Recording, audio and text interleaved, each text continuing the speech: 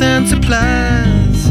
It's time to leave this town. It's time. Today my guests are Richard Campbell and Carl Franklin. Hey guys. How you doing? Good to see you, David. Good, David. Thanks a lot for coming here. We just got done with your .NET Rocks road trip stop in Southfield, Michigan. Fantastic show. Thank you. How long has this thing been going on? We started September 19th in my hometown in Vancouver, British Columbia. That's a great city. And drove down as far through Seattle and Portland, and then a really long drive from Portland to Salt Lake City, and then Denver, and then Omaha, and then in Minneapolis, and then Chicago. And Took a break for a week to go to Bulgaria. That's a break, right?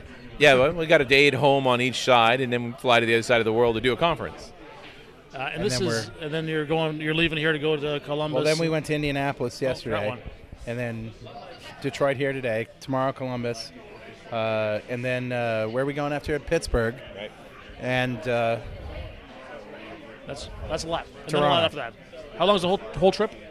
75 days. 75 days is a long time. This is not the first trip you've done, right? No, first one was in 2005, which was totally his idea. I was the brand new co-host. I had no idea what I was in for at that time. You were only 20 shows in or so, and I said, hey, I've always wanted to do a sort of a road trip. The sponsors are in. Microsoft is in. I've called all of the INETA user groups I could find and lined it all up, and we did 20 cities in 30 days. That's pretty. In 2005. And when you were done, you said, that was fun. Let's do it again in a couple of years. Yeah, and our wife said, Yeah, don't do that again. so I just solved that problem. I just got a new wife. Problem solved. Yeah. So, I mean, that was 2005, and we timed it so we ended in San Francisco at the 2005 studio launch. We did not do 2008. But when 2010 came around, we had an opportunity. They sort of came at us to do it again. We did a shorter trip, though. It was only 15 cities, only, in 3 weeks. So we did a West Coast trip, a Midwest trip, and then an East Coast trip. Okay. How's it going so far?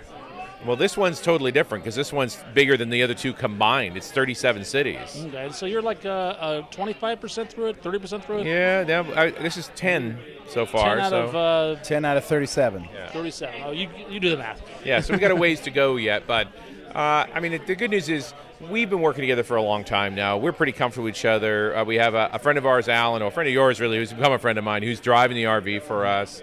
Various folks getting on and off along the way. But it's a ton of work, but it's really enjoyable work. It is hard, but we have a great time doing it. So, when something works and it works well, you just want to keep doing it, right? So I know this is the 10th night in a row you've done this, and you're giving the same talk every night. But I have to tell you, I was in that room tonight, and there was a ton of energy in that room. Yes, People there were was. excited They were. about you guys being there, the talks you were giving, the interview you gave with Jeff Wilcox. I was excited to be. I could feel the energy. Well, the interviews are different in every show, which is great. I mean, we never know what's going to happen there. We keep polishing our talks, too. They're not quite the same. And the humanitarian toolbox is something we were only just starting to be able to talk about. It first came out in Chicago, and so it's only been the past couple of stops now we were allowed to really talk about what's happening there. You were talking about that earlier. That's one of the driving forces behind this trip is so you could promote the humanitarian toolbox. That's right. What is that? So, right back in the formative stages of the tour, which is several months ago, we were talking about a charity element to the tour, and we were really just brainstorming about it. Richard and I were always wanted to get behind a charity, but it turns out that Matt Nunn, who owns the marketing team for Visual Studio in the U.S., he also wanted to get behind a charity. So it was really Richard's idea to put this thing together. Well, and I happened to stumble into something that was going on at Microsoft. At the time, I didn't know it was happening. And my concern was, you really want to get into something as a developer that you can contribute your skills to. But, we like our software to live on. You want it to persist. And the conversation ended up going into stuff like Katrina, where that was one of those moments where we really saw software do great things, where we were able to help people that were looking for loved ones find them, finding lost pets, getting resources where they needed to go, just really starting to use technology in a different way. The problem was that when Katrina was over, although one could argue Katrina's never been over, a lot of that software got lost. Stuff got repurposed, people started working on other things. There was no real repository or way to keep it. So we were talking about disaster relief. We really got into this ideas of how do we make it persist between disasters, and how do we accumulate knowledge? How do we get better over time?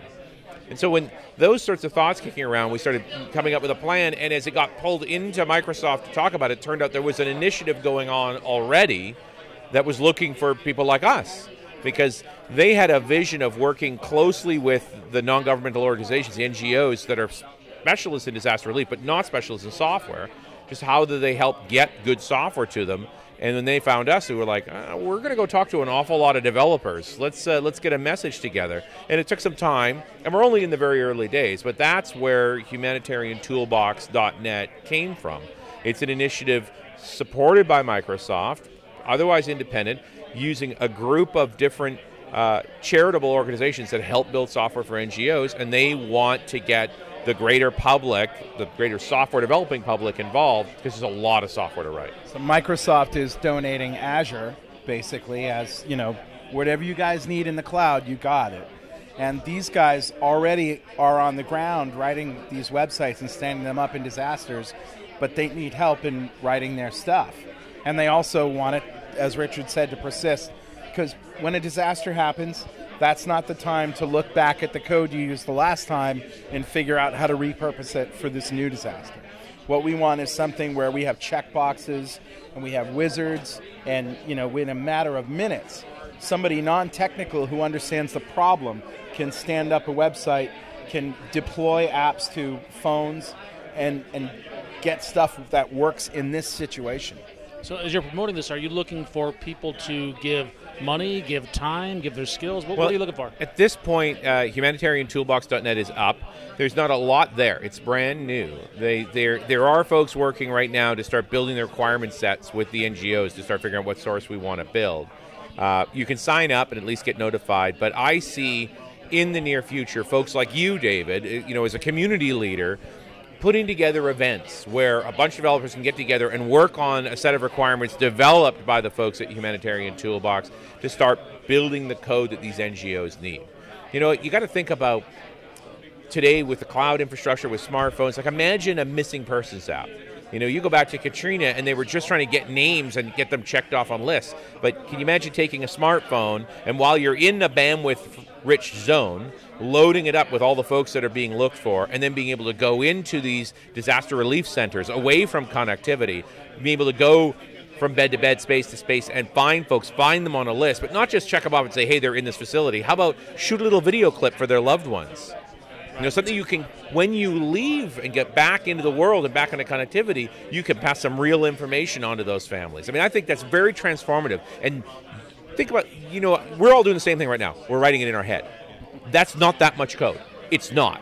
But talk about profound code. And talk about code that if we can get into those open source libraries and we can build this up so that every time we need the help, boom, it's there. And the app will get better over time. More platforms, better support, easier to use, lower bandwidth, all the things that make it robust in a disaster situation. That's what we can build up. And what a great way for somebody to not just to contribute, but to learn along the way. Sure. Anytime you get a bunch of developers together to write code, there's learning. There's an exchange of ideas and information that goes on. So you're becoming a better programmer and a better person at the same time. Sounds about like GiveCamp. Absolutely. Very much the same model. Although, one of the challenges has always been with GiveCamp is what happens after the GiveCamp is over. The charity obviously gets some product, but it's challenging to work on from there. And what excites me about what's happening in humanitariantoolbox.net is that there are professional resources being assigned to this project that are going to curate, that are going to keep the code alive, that are gathering the right requirements, that are validating what's written and making the next steps so that we as developers who have real jobs as well get a chance to, the next time we have a weekend free, continue to contribute, to build up. Right, we're looking to make reusable parts, and just like a toolbox, stuff that can be assembled quickly into something specific for a particular disaster. That sounds like fun. People can sign up now? You can sign up right now at humanitariantoolbox.net, and obviously there'll be more there as time goes by and we get more information together. And can I start working on it now? There's not much to work on right now. It's just we want to find the folks that are interested and start getting going. We want to make sure that we don't go in the wrong direction, that we're actually talking to the disaster relief professional, these non-governmental organizations, not what we think we should build, but what they know they need. And that is a challenge, right? It's going to take some time to get that right. We can give them ideas, of course, But in the reality is that they understand their domain. We're just here to provide support. Microsoft is doing the cloud support. We're giving the code support. And I'm looking forward to writing some code for this myself.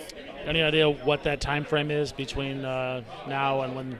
It's soon. You know, there's a goal here to take advantage of what we're doing on the road trip, where there's some code camps and things coming up that maybe they could actually participate in this stuff. So we're in a race, but you know, we don't want to go so fast that we do things wrong. It's got to be right. So, you know, gathering requirements takes time, every time. So for now, just sign up and we'll let you know when there's stuff to do. Okay.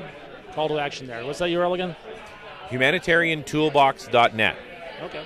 And if you go there, give yourself kudos for spelling humanitarian correctly. That's the vetting process. Yeah, you that's have to it. be able to spell You must that. be this smart. Are you? So where to next after this? Next stop after this one is Columbus, and then that's Pittsburgh. in a movie theater. Yeah, a great facility. And I went to really, Star Trek down there. Yeah. Jeff Blankenberg does yeah, an looking amazing forward job. to that. And then Pittsburgh, which we've never been to before, so that'll be good. It's the game museum.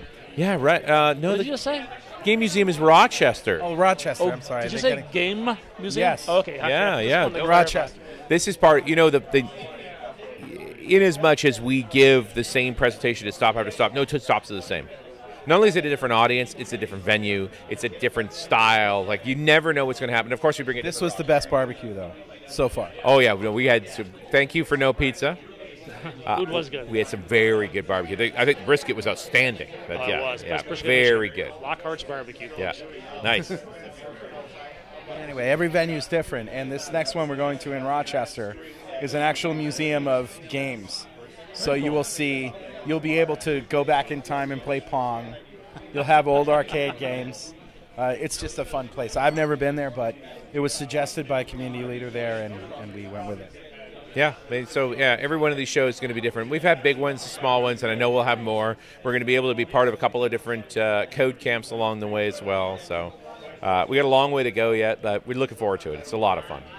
And, you know, I just want to take a minute to thank Telerik, because they're our major sponsor, and without them, this wouldn't be our job. But this really is our job. We don't do podcasting on the side. This is our full-time gig. And it's really, we couldn't do it without their support. So thank you, Telerik. Yeah, they makes it work. And we have a bunch of sponsors on the road trip. Guys like Preemptive, Component One, On Terra, who built the tracking application for us. It's a lot of different people that pulls the show together like this too. Magenic is kicked in a couple of places. Yeah. Infusion. Who else? It's almost hard to get through all the lists now. There's a lot. Apprenda. Yeah, no, Apprenda's involved. So different stops, different people. It's all a part of the I adventure. didn't see your RV this time, but I saw photos of it. It's Yeah. almost like a NASCAR. It's like with all NASCAR, these, right? Plastered with ads stickers. on it. Yeah, we love the RV. That's really part of that dynamic, and the tracking app too. You know, we can tweet with folks, and as we're traveling, you can see where we are. You can complain we're driving too fast. You know that. Now you've heard Monday's things I've learned this week. You haven't done Mondays in a long time, have you? No. But you know what I'm talking Yeah. about, things I've learned this week. Well, a couple of weeks ago, I learned something. And that is? That when you drive away from Clark Sell's house and you hear cha-chunk, and you remember that you left your suitcase under the wheel well of the RV, that can only mean one thing. Yeah. Yeah, you need a new suitcase. 'Cause that suitcase is not a suitcase anymore. It doesn't close. Yeah, United Airlines had nothing on what that RV did to that bag. I only lost a couple of things, nothing major. Seemed like a good idea at the time. Just stick the bag under the RV. What could Hey, happen? Carl, you think you ought to move that? Nah, we'll get that. I got to still put my stuff away. Not like I'm going to forget it there. It's always stuff like that. Now let's go drink. Yeah. What could go wrong? Well, I got to tell you, I'm really glad you guys were crazy enough to start this road trip. Thanks. And I'm really glad you Yeah, thank include you. Michigan in your stop. So thank you very And much. thanks to you and Jennifer Marsman and everybody here at Microsoft. You guys did an amazing job. It was a pleasure. Made that stop easy for us. Thank you, David. Let's go get lost anywhere in the USA. Let's go get lost, let's go get lost. Blue, you sit so pretty west of the one. Sparkle like with yellow icing, just a mirror for the sun. just a mirror for the sun. Friends, don't let friends use bad technology. I used to use technology. I still use technology, but I used to also with my friends. All right, Mitch Hedberg.